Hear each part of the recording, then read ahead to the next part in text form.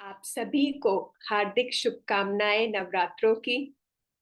और आज दिन है पांचवा। और ये दिन पांचवा नवरात्रि का माँ का कहा जाता है कि ये माँ है स्कंद माता का। जैसे नाम से ही पता चल रहा है कि इसमें माता है, कि जो माँ के स्वरूप को बता रहा है। तो आज हम जानेंगे कि क्या माता हमें, ये देवी जो पराशक्ति है, हमें क्या बताना चाह रही है। और दोस्तों, ये स्कंद माता एक चेतना है। जो ये 9 दिन है, ये 9 दिन की यात्रा है दोस्तों। और हर दिन माँ का जो नया रूप है, एक रूपक है जो हमें अपने जीवन के बारे में कुछ बताना चाह रहा है। उससे हमें कैसे क्या सीखना है वो हमें बताता है। तो जैसे आज है दिन पांचवा माँ स्कंद माता का, तो क्या है इसके पीछे की कहानी को थोड़ा जानते हैं। कैसे ये स्कंद माता का जो रूप है, कैसे इसका, मैं कहूंगी कि क्रिएशन हुआ इस रूप का। तो जैसे हम सब जानते हैं कि तारकासुर एक असुर है, एक राक्षस है। और उनको ये वरदान मिला था, उन्होंने बहुत तपस्या करी। और ब्रह्मदेव को उन्होंने यू नो ब्रह्मदेव के लिए तपस्या करी कि उनको मैं खुश करना चाहता हूँ। और तपस्या करके ब्रह्मदेव बहुत खुश होते हैं, वो उनके सामने प्रकट होते हैं। और कहते हैं कि क्या वरदान तुमको चाहिए। तो तारकासुर कहता है कि मुझे अमर होना है, मुझे अमरता का वरदान चाहिए। तो भगवान ब्रह्म जो होते हैं, ब्रह्मदेव, वो बोलते हैं कि ऐसे वरदान नहीं मिल सकता अमरता का, वो तो भगवान है जो अमर है, तुम कुछ और मांगो।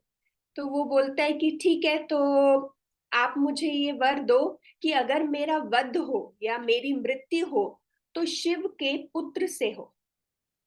और ये उस समय वरदान मांगते हैं जब शिव घोर तपस्या में होते हैं, जब सती माता अपना देह छोड़ देती है और भगवान शिव तपस्या में लीन होते हैं। और उसे लगता है कि अब तो कुछ ऐसा होगा ही नहीं, भगवान की शादी ही नहीं होगी तो उनका बच्चा कहाँ से होगा। तो वो ये वरदान मांगता है, बहुत इंटेलिजेंट समझता है कि वाह, ये तो फिर मैं अमरता ही पालूंगा इससे, तो क्योंकि मैं तो अमर ही हो रहा हूं एक तरीके से। तो वो इनडायरेक्टली ऐसे घुमा के मांगता है कि मुझे शिव के पुत्र से मेरा मृत्यु हो या वध हो। तो ब्रह्मदेव तथास्तु कह देते हैं और उसे ये वरदान मिल जाता है। तो अब जैसे ये यात्रा जो 9 दिन की यात्रा है, जैसे कल का दिन था कुष्मांडा का, और उससे पहले था हमारा चंद्र घंटा का। चंद्र घंटा का रूप होता है जब माँ और शिव की शादी होती है। और शादी के बाद कल क्या होता है कि माँ कुष्मांडा क्रिएट करती हैं अपने कॉस्मिक वूम से पूरे ब्रह्मांड को। और अब है ये स्कंद माता का रूप। तो कहा गया कि अब तारकासुर का वध करना है तो भगवान का पुत्र होना चाहिए। तो भगवान शिव और माँ पार्वती एक मेडिटेशन स्टेट में जाते हैं, मेडिटेट करते हैं और एक दूसरे के सामने बैठकर ध्यान तपस्या करने लगते हैं। उनकी तप से इतनी तपो शक्ति जगती है भगवान में और माँ में कि उनके थर्ड आई से एक एनर्जी निकलती है, दोनों की एनर्जी मैच होती है और उससे एक एनर्जी बॉल क्रिएट होती है। और जब ये एनर्जी बॉल क्रिएट होती है तो भगवान शिव बुलाते हैं अग्निदेव को कि तुम इस एनर्जी बॉल जो है इसका इसको एक सेफ जगह पर ले जाओ, इसको एक सेफ जगह पर ले जाओ, ये कहते हैं। तो अग्निदेव उनकी आज्ञा मानते हैं और उस बॉल को ले जाते हैं। पर उस बॉल का तप दोस्तों इतना ज्यादा होता है कि खुद अग्निदेव भी उसको होल्ड नहीं कर पाते। उन्हें लगता है कि इतना गर्म है ये एनर्जी की जो बॉल है, इतनी तपो शक्ति है इसके अंदर भगवान शिव और माँ पार्वती की, मैं इसे होल्ड नहीं कर सकता। तो वो उस बॉल को गंगा जी में डाल देते हैं ताकि गंगा मैया उसको होल्ड कर पाए, क्योंकि गंगा मैया क्या है, ठंडी है और वो बॉल इतनी हीट जनरेट कर रही है, बट माँ गंगा भी उसको होल्ड नहीं कर पाती, वो इतनी ज्यादा एनर्जी होती है, तो वो उसको फिर और कैरी फॉरवर्ड कर देती है, फॉरेस्ट में दे देती है कि जंगल में मैं इसको रख देती हूँ लोटस के वहां पर। तो जब वो वहां रखती है तो उसमें से एक बेबी का इमर्जेंस होता है, एक बच्चा निकल कर आता है बाहर, और जिसे बोलते हैं स्कंद। और स्कंद का मतलब क्या है? स्कंद मतलब कि जो लीप लेता है, जो छलांग लेता है या जो अटैक करता है, उसे स्कंद कहा जाता है। जब ये स्कंद रूप भगवान का, जिसको हम, जो ये बेबी का रूप है, जो ये बच्चे का रूप है, इसको कार्तिकेय भगवान भी कहा जाता है, इनको गणेश जी के जो बड़े भाई हैं कहा जाता है। तो जब ये बाहर आते हैं तो उस समय नक्षत्र जो होता है वो कार्तिकेय नक्षत्र होता है। और ये नक्षत्र जो है, ये स्टार जो है, 7 ब्राइटेस्ट स्टार में से एक नक्षत्र है कार्तिकेय नक्षत्र, जो सबसे ब्राइटेस्ट स्टार होता है। इसीलिए स्कंद माता ने, जो आप देखेंगे कि जो बेबी को होल्ड करा हुआ है, उसके 6 मुंह भी होते हैं, क्योंकि ये 6th स्टार है। तो 6 मुंह बन जाते हैं, और वो स्टार्स को ये अपनी मदर फिगर मानते हैं, तो इसलिए उनके वो 6 मुंह बन जाते हैं। और थोड़े दिन बाद जब माँ पार्वती उस जंगल में आती हैं तो उस बेबी को नर्चर करती हैं, उनका ध्यान रखती हैं और उसको कैलाश पर ले जाती है। और कहा जाता है कि वो छोटा सा बच्चा को वो युद्ध भूमि में भेज देती है, क्योंकि उसने तारकासुर का वध करना है। तो सोचिए, छोटा सा बच्चा जिसने अभी जन्म लिया है, जो अभी इन्फैंट है, जो अभी छोटा है, जिसे युद्ध का नहीं पता, जिसको पता नहीं वेपन कैसे नहीं चलाने, और एक माँ जो, जिसके लिए एक बच्चा एक दिल का टुकड़ा होता है, उसको एक युद्ध भूमि में भेज देती है, बहुत आसानी से भेज देती है माँ, और वो फिर तारकासुर का वध करता है। तो दोस्तों, इसमें जो ये कहानी है, ये हमें क्या सिखा रही है? पहली बात, जैसे जो ये एनर्जी बॉल का क्रिएशन हुआ, जो कार्तिकेय जी कह लीजिए या स्कंद माता कह लीजिए, उनका क्रिएशन, जो ये बॉल बनी, तो क्या है? ये 2 चीजें जिसको बोलते हैं, हम बोला जाता है कि पहला क्या है? ज्ञान, जिसको बोलते हैं ज्ञान की क्रिया। क्या है ये? Power of knowledge.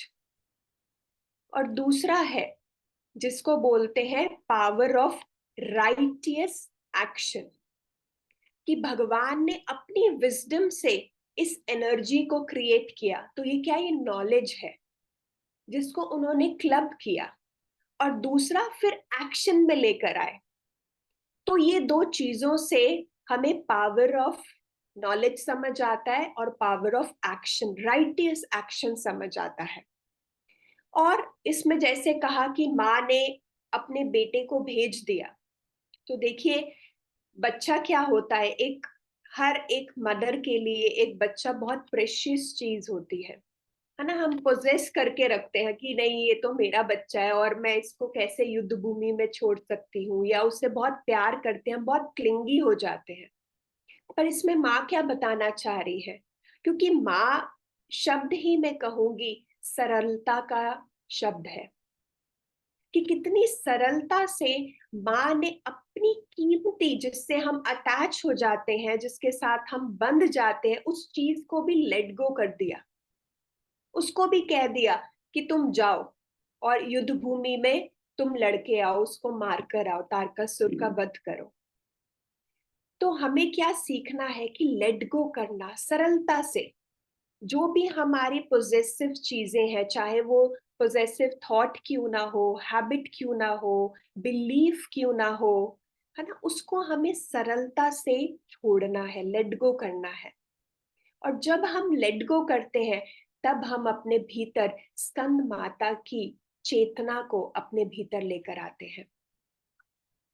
तो माँ ने, जैसे मैंने कहा कि कितनी सरलता से, तो हम देखिए कि हम किस चीज को हमने बांध कर रखा हुआ है, जिसके साथ हम बहुत ज्यादा अटैच्ड हैं, तो हमें वो छोड़ने की जरूरत है। है ना, सरलता। और माँ का रूप ही सरलता है, जैसे मैंने कहा है कि कितने सरल भाव से माँ सिर्फ देती है ना।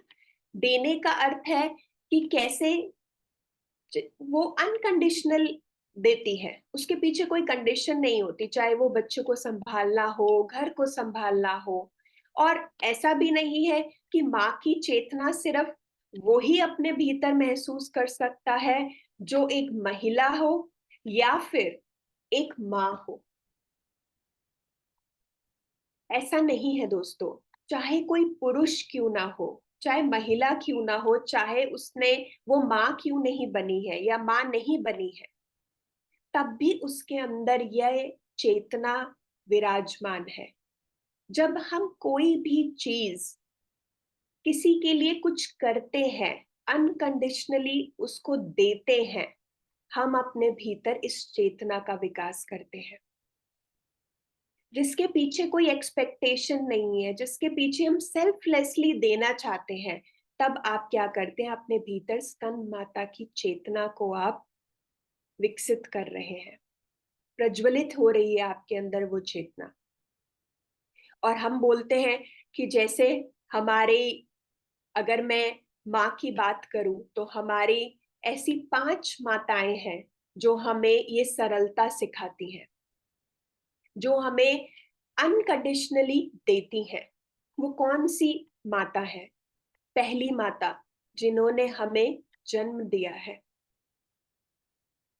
कि वो माता जो अपने बच्चों को, हमें, जिन्होंने, मेरी मम्मी ने या आपकी मम्मी ने, है ना, कितनी अनकंडीशनली वो सिर्फ देती हैं। वो ये नहीं सोचती कि यहाँ से मुझे कुछ वापस मिलेगा, सिर्फ देने का भाव है।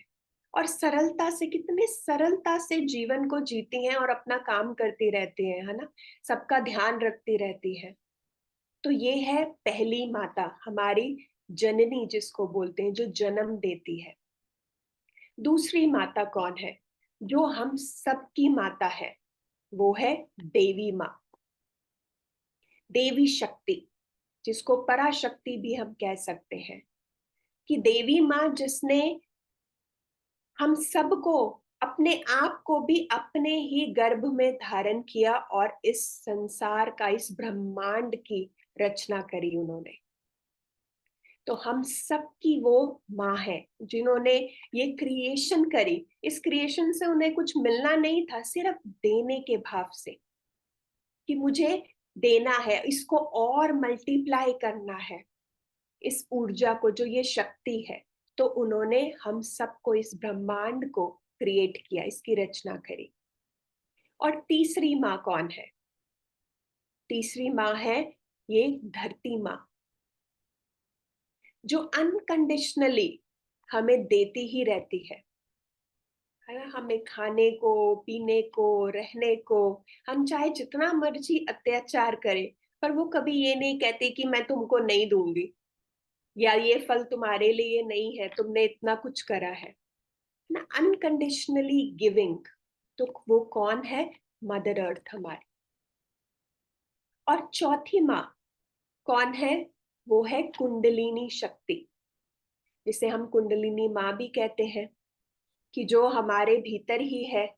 अगर हम चक्रास की बात करें, कि हमारे भीतर ही वो चेतना, जो कुंडलिनी माँ की चेतना है, वो बैठी हुई है। पर जब हम अपने पे काम करना शुरू करते हैं, ध्यान करना शुरू करते हैं, तो ये ऊर्जा हमारे अंदर और बढ़ने लगती है, ये कुंडलिनी एनर्जी, और वो नीचे से ऊपर की ओर जाने लगती है। तो ये है कुंडलिनी माँ। और आखिरी जो पांचवी माँ है, वो है हमारी गौ माता, जो हमें सिर्फ देती है। हम सोचते हैं हम दूध पी के ताकतवर बन जाएंगे, उन्हीं से ही हमें इतना कुछ पोषण मिलता है, ग्रोथ मिलती है। और बचपन से ही हमें दूध पिलाया जाता है, उसी पे ही रखा जाता है। क्यों? क्योंकि हमें लगता है वहां से सारा हमें पोषण हमें मिलता है, दूध से। तो वो भी अनकंडीशनली हमें देती है ना। और अगर आप देखोगे, अगर आपने कभी सोचा हो कि गौ माता दूध कैसे माँ के अंदर बनता है, उनके स्तन में कैसे दूध बनता है। अगर गौ माता की बात करें तो उनके अंदर दूध बनता है जब वो अपने बछड़े को देखती है। जब वो अपने बच्चे को देखती है तो माँ के स्तन में दूध बनने लगता है। अगर यही भैंस की अगर बात करें तो उसके अंदर दूध बनता है जब वो हरा चारे को देखती है। जितना चारा हरा होगा उसके अंदर दूध ज्यादा बनता है। इसलिए हमें गाय के दूध को ज्यादा हम अहमियत देते हैं, क्योंकि क्यों है, वो प्योर है, क्योंकि उसके अंदर ममता डली हुई है। क्योंकि जब वो अपने बच्चे को देखती है तो बच्चे को देखकर उसे लगता है मुझे इसका पोषण करना है, इसके अंदर सारा प्यार देना है, प्योरिटी देनी है, उससे फिर वो दूध देती है। तो वो इतना अनकंडीशनली हमें दूध देती है। तो ये 5 माताएं हैं जो हमें सरलता सिखाती हैं, जो किसी भी चीज को बांध के नहीं रखती। अगर हम गौ माता भी कहें, वो अपने दूध को बांध के थोड़ा ना रखती हैं कि नहीं सिर्फ मेरे बछड़े के लिए है ये दूध। वो दे देती हैं, अपनी प्रेशियस चीज को भी वो इतने आसानी से दे देती हैं। तो यही हमें सीखना है दोस्तों। अगर हम जीवन को सोचते हैं कि ये बड़ा कॉम्प्लिकेटेड जीवन है, इसमें बहुत सारी परेशानी है, पर स्कंद माता देखिए कितनी सरलता से, कितनी आसानी से उन्होंने युद्ध भूमि में भी भेज दिया अपने बच्चे को, कि देखा जाएगा, सरलता से उनको विश्वास है कि भेज दो, कोई बात नहीं। ऐसे ही दोस्तों, हमें भी सरलता को अपने जीवन में लाना है कि जीवन सरलता से जिया जा सकता है, सहजता से जिया जा सकता है। उसे हम कॉम्प्लिकेटेड कर देते हैं, बट बहुत सरल है, सहज है। जैसे माँ ने कितनी सरलता और सहजता से अपने जीवन को जिया है, तो ऐसे ही हमें ये सरलता को अपने जीवन में लाना है। अगर हम सोचते हैं कि हमारा जीवन सरल हो, हमारे रिश्ते सरल हो, तो उससे पहले हमें भीतर से सरल बनना पड़ेगा। और भीतर से सरल बनना क्या है? जब हम अपने विचारों को छोड़ने लगते हैं, जब हम अपनी विचारधारा को छोड़ने लगते हैं, जब हम हमेशा नकारात्मक ऊर्जा के बारे में ही सोचते हैं, उसको छोड़ने लगते हैं, तो हम अपने आप ही सरल होने लग जाते हैं। हम अपने आप ही सरलता को पाने लग जाते हैं। बस हमें वो छोड़ना है जिससे हम अटैच्ड हैं। वो कुछ भी हो सकती है। तो वो जब आप उससे छोड़ोगे, आप अपने आप ही सरल होने लग जाओगे, आपका जीवन सरल होने लग जाएगा, आपके रिश्ते सरल होने लग जाएंगे। तो दोस्तों, आज हम ध्यान करेंगे और माँ की चेतना के साथ जुड़ेंगे, अपने भीतर इस सरलता को लेकर आएंगे, ताकि हम अंदर सरलता होगी तो बाहर तो अपने आप ही हम सरलता को पालेंगे। तो आप सब एक सुख आसन में बैठ जाएं, एक आरामदायक आसन में बैठ जाएं, अपने पैरों को क्रॉस कर लें, हाथों की उंगलियों के बीच में उंगलियों को डाल लें, अपनी गोद में रख लें और धीरे से अपनी आंखें बंद कर लें।